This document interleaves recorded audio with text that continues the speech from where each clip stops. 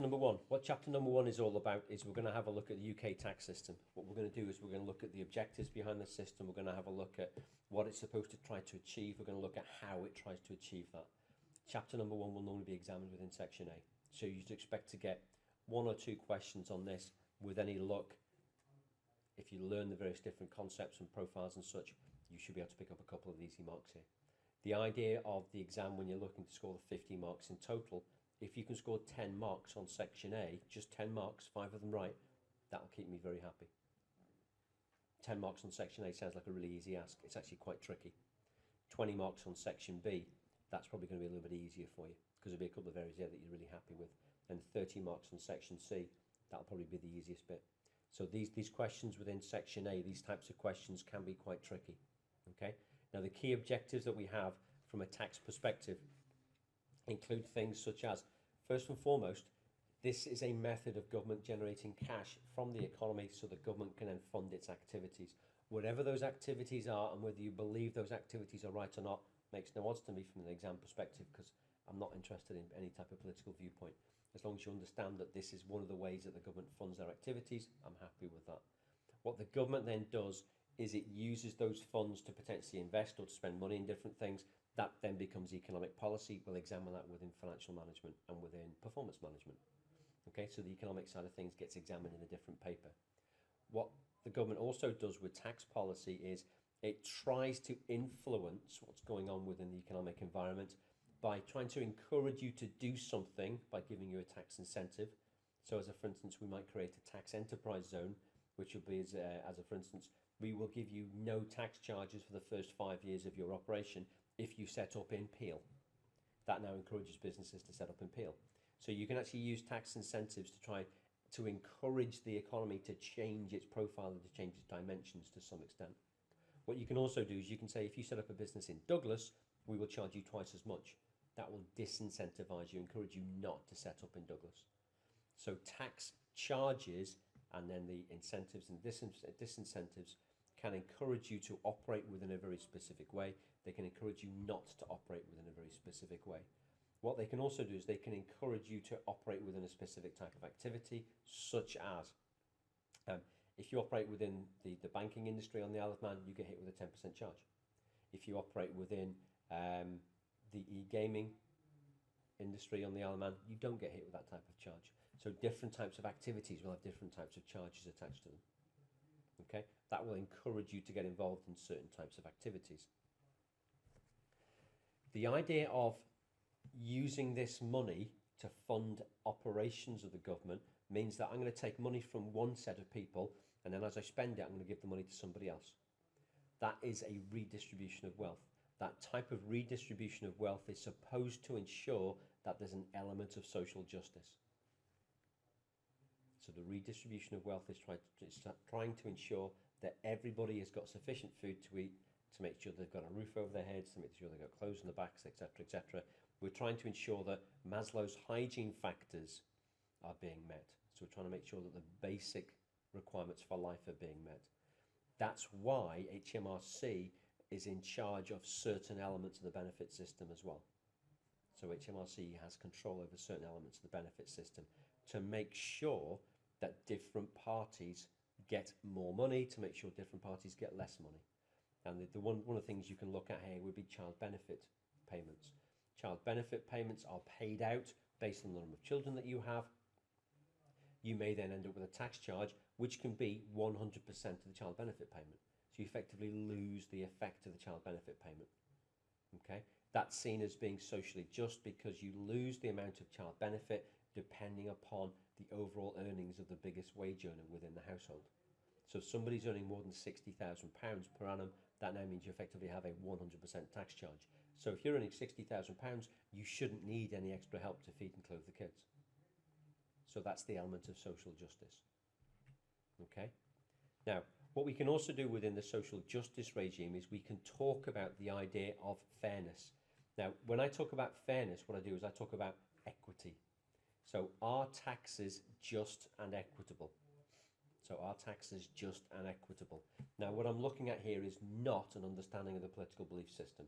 I just need to have a basic understanding of how these taxes work and then what that means to a fairness perspective. Now, from a direct tax perspective, you will earn, as a for instance, £100. A direct tax is a tax that you now pay, for instance, on that £100. So a direct tax would be something such as income tax, such as national insurance contributions, because that's just another type of income tax. So income tax, national insurance contributions, that's a direct tax. What that now means is that's taken directly from you. We can see that you have suffered it. We can see that you've effectively paid that into the government's coffers. So that's a direct tax because it comes directly from you and you can see it immediately. An indirect tax, such as VAT, is a tax that you pay and you don't know that you're paying it. So an indirect tax such as VAT is a tax that you're paying, but you don't know that you're paying it. Other types of indirect taxes would include things such as stamp duty, any types of tariffs, any types of additional charges, any type of additional duty on things such as cigarettes, alcohol, petrol. There's a huge amount of tax collected at source there, but that's not something that we say, here's your invoice and here's the detail of the tax that you've paid. It's completely different to that. Okay, so we're not going to tell you how much tax you've actually funded here, but you have suffered it and you have paid it over. Now, from an equity perspective, certain elements would say that direct taxes are fair because the more money you earn, the more we should tax you. So the more money you earn, the more we should tax you. However, the more that you're taxed, the more interest you have in the amount of money that you're being taxed on. That now means I need to tell you how much tax you're paying. Okay, so I need to be able to tell you exactly what's going on. With an indirect tax such as VAT, that is a tax basically levied on the ability to pay. So that's levied on the ability to pay. So you can say that a direct tax is fair because the more money you earn, the more you should pay. However, you could also then argue that an indirect tax is more fair because it's based on your ability to spend. Either versions are completely comfortable. Okay, we're not trying to take any type of political position. It's just there's a potential multi-choice question. Okay. In addition to that, what we've got is taxes being progressive or regressive. A progressive system of taxation means that as you earn more money, you pay over more tax. So as you earn more money, you pay over more tax. The greater amount of tax is measured in terms of a percentage. So the greater amount of tax is measured in terms of percentages. If it's a regressive tax, what that would now mean is the amount of tax that you pay over would then potentially reduce. So the percentage that you pay over would then potentially reduce. Now in the UK, we have a bit of a mixture of these things. So in the UK, with regard to income tax, as you generate greater and greater amounts of income, your income tax charge increases to potentially 45%. That now means you've got a progressive income tax charge. So there's a progressive income tax charge. Okay? However, when you're looking at things such as national insurance, the first chunk of national insurance is tax-free, then you have a rate of tax which is usually 12%, then after that you have a 2% levy. That now means that national insurance can be seen as regressive. Now they're just two different types of income tax. So they're just two different types of income tax. So what that now means is the way that I charge this tax can influence how hard you want to work. The way that I charge this tax will potentially influence how much money you're prepared to earn. We've had a situation in the past, at the very, very beginning of my lifetime, where we had a 95% tax rate. So that was a very, very high rate of tax, but only for the very, very top slice of earners. What that then meant was, you know what, I'm going to take some action to make sure I don't have to pay that 95% tax. So these different types of regressive and progressive tax rates will have an impact on behavior of individuals. Okay? And this is the problem that we've got. Tax policy shouldn't alter the behavior of individuals. However, it always does. So tax policy shouldn't influence the behavior of individuals, but it always does. So from that perspective, we say that tax policy should be neutral. It shouldn't affect how people operate, how they interact, the decisions that they make, but historically, they will always have an impact on the decisions that you make. They will always have an impact on your behavior. Okay? For instance, is you've got things such as income tax, which was introduced during the Napoleonic Wars to try and fund the war with the French. As a temporary measure, it was introduced. It was found to be so popular with the government, it's so easy to collect, they've just kept it going. And we've still got it going now, even though we're not supposed to be at war with the French. Yeah. All good things must come to an end, I guess. From a tax policy perspective, tax policy can be used to demonstrate not just the cultural beliefs of society, but also the political beliefs of whatever government happens to be in power. So it shows the cultural beliefs of society and the political beliefs of those people in power. Now, the beliefs of the people who are in power should be an expression of our understanding of what culture means. It should be an understanding of our understanding of what society means. So we vote for the people who more clearly represent our views. We then want those people to do what they've said to represent our views. That now means that tax policy should represent everybody within society. Sounds like a wonderful idea if it worked. And from that perspective, theoretically, it's a fantastic idea.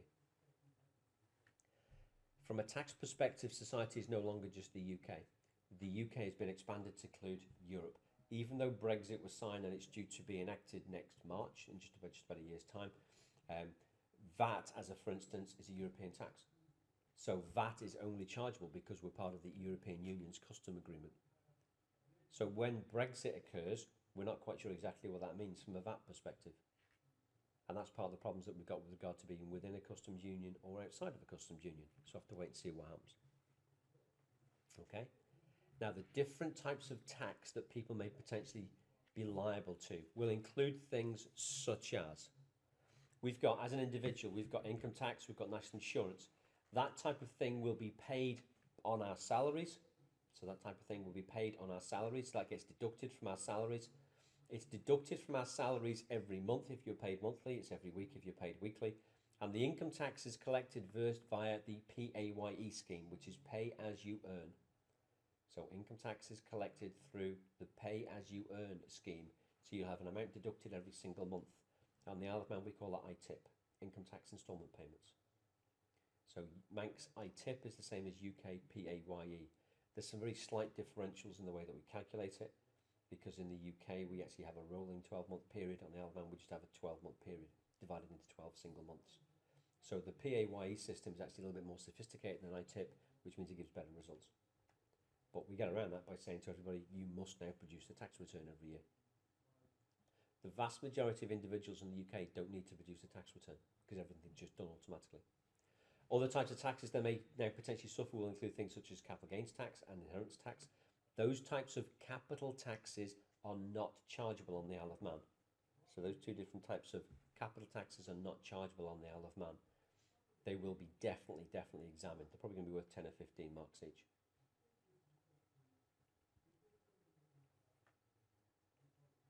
And then you've got VAT. Remember, VAT is an indirect tax. So VAT is an indirect tax. And it's charged based on your ability to pay. It's charged on the amount of stuff that you actually physically want to purchase. Okay? Now, the UK's tax year follows the Isle of Man's tax year, which goes from 6 April to 5 April. That came about because of the introduction of the Gregorian calendar in the late 1700s. And HMRC said that they weren't prepared to lose out on 10 days worth of tax collecting because the calendar was going to change. So they changed the tax year end to make sure they still had a full year worth of tax collecting. And unfortunately, we've still got it. It's just a complete bind. So for individuals, it's 5 April. For companies, just take 31 March. It makes life miles easier. Okay. If you've got a partnership situation, and we will look at partnerships in much more detail in a later chapter, in chapter number 9. Partnerships, we just treat the partners as a clutch of individuals who happen to be trading together. So every rule surrounding an individual and every rule surrounding a sole trader applies to a partnership as well. So there's nothing really special with regard to partnerships. What it does mean is it's a really easy question for me to ask you, which means I can look at a new business and the closing of a business within the same scenario. Okay, so that type of thing you should expect to see coming up. Okay, from a company's perspective, companies have various different types of tax that they pay. They have various different types of tax that they suffer. Corporation tax do not suffer income tax. they may pay over the income tax. So they may pay over the income tax. However, they do not suffer the income tax. You as an individual, as an employee, will suffer the income tax. Okay? Corporations, so companies do not pay capital gains tax. So companies do not pay capital gains tax. They pay corporation tax on chargeable gains. That's different. So they pay corporation tax on chargeable gains, and that's different. Companies do have an impact with regard to VAT. If you are VAT registered, it makes you completely VAT neutral. So if you are VAT registered, you become VAT neutral, i.e. you don't suffer VAT. You just act as a collection point for HMRC to collect the VAT on their behalf. Companies do not suffer inheritance tax. So companies do not suffer inheritance tax, and they don't create any type of inheritance tax charges. There is an exception to that, but it's outside your syllabus, so you don't need to worry about it. Now, for a company, we just say that instead of using the 5 April year end, we just use 31 March because it makes life an awful lot easier. Companies don't tend to do up their accounts to 5 April. They tend to do them up to 31 December. But we'll come to that type of straddle period a little bit later on. And what we're doing is we're going to say that the finance year will determine what Finance Act applies to those profits. So if you've got a year end 31/3/17, that's FY16, that now means that Finance Act 16 will apply to those profits. Okay, and then if you move it 1 year on, which is where we're getting to now, FA 17, Finance Act 17, will apply to years ended 31 March 18. And from a corporation tax perspective, that is absolutely critical because the corporation tax rate has changed. It's dropped from 20% down to 19%. But it dropped down in FA, Finance Act 17. So any periods up to 31 March 17 get taxed at 20%. Everything after that gets taxed at 19%. So that differential is really important. You'll definitely get a question on that. Now, from an administration perspective, HMRC looks after all of the different taxes. So HMRC looks after all the various different taxes. And HMRC have got various different specialist offices and different divisions which will look after specific taxes. As a, for instance, capital gains tax and inheritance tax is looked after by CTO, Capital Taxes Office, which has got a wonderful big office in Nottingham, right by the canal. It's a really, really nice place. Don't go and visit it because it's not that interesting. I don't know about it because it's right next to Games Workshop. So Capital Taxes Office in Nottingham. You've got collection points at Cumbernauld up in Scotland. VAT is controlled from the VAT Central Unit in Southend. The CNR, Centre for Non-Residents, which is where you look at overseas non-domicile individuals and such, and other types of tax charges involving non-UK residents. That's based in Bootle and Liverpool. So what they've done is they've spread out all the various different offices to make sure that they spread the number of jobs around the country, and they've done that in a bid to make sure that they're acting in a fair or an equitable fashion. So that actually works out quite nicely. Okay. Now you will potentially get a question. I'm not going to give you a question on where the administration offices are because you don't need to know it in that much detail. We only know about that because I'm a bit of a sado. But one of the things you will get within this exam is the difference between avoidance and an evasion. Now, this is the difference between breaking the law and not breaking the law. If you're trying to avoid taxes, that is a completely legitimate way to reduce your tax charge. So avoidance is a legitimate way of trying to reduce your overall tax charge. We have no issue with that whatsoever. Okay? So you can take reasonable steps to reduce your tax charge. That seems reasonable, that's okay. However, if you were to take action which appears to be artificial or appears to act in a way which is prejudicial to the tax collecting agencies, that now becomes an offence, which is the tax evasion. So tax evasion is when you try to make sure that your tax charge is lower because you've done something which is not correct. Now, that idea of doing something which is not correct can include things such as non-disclosure or disclosure of incorrect data. So non-disclosure or disclosure of incorrect data. leading to an incorrect tax charge. They are both tax evasion. Trying to artificially change your activities in a way which is not economically viable just to reduce the tax charge, that's seen as tax evasion as well. Okay, so if you do something artificially, that's not good. Tax evasion is a crime. Remember back to your corporate law studies, if you commit a crime, that's now a criminal act, therefore we will punish you. Punishment will potentially be an unlimited fine, potentially some time inside as well. So do not pass go, do not collect £200. Go and visit Bubba in the showers. Okay, to give you an example of this, one of the things which came up is there are various different film schemes which allow you to try to reduce the amount of tax charge. All of these various different schemes are being binned at the moment. There have been lots of different footballers who unfortunately got involved in lots of these very colourful film schemes whereby you put £1 million in and you get £5 million worth of tax breaks. That's just felt too good to be true. So if it sounds too good to be true, it probably is, and you shouldn't be doing it. So from that perspective, we've got this sort of example here where a group of film producers try to put together some weird and wonderful scheme to try and make sure that people can potentially reduce their overall tax charge through an artificial scheme. They ended up going down for more than 36 years. So it's an unlimited fine, and the way it's going at the moment, the courts are very, very keen to make sure that you do get fined. So the courts are very, very keen to make sure that you do get fined, and then potentially go to jail as well, because this is seen as a key criminal offence.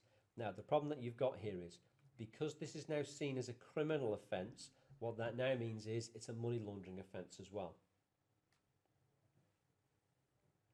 So it's seen as a money laundering offence as well. So if you ever get involved in this type of thing, or you ever see this, or you have a suspicion that it's going on, you need to go back and have a chat with your MLRO. Okay? Your MLRO is there to try and protect you and your firm. So always make sure you're best mates with the MLRO. What I tend to say to all students is, one of the things you do at the Christmas party is the one person you make sure you buy a drink for is your MLRO, because he's the guy that's going to stop you going to jail. That's always worth a pint. Okay? Be best mates with everybody in compliance, because they will always be there to help you. Okay? Any questions?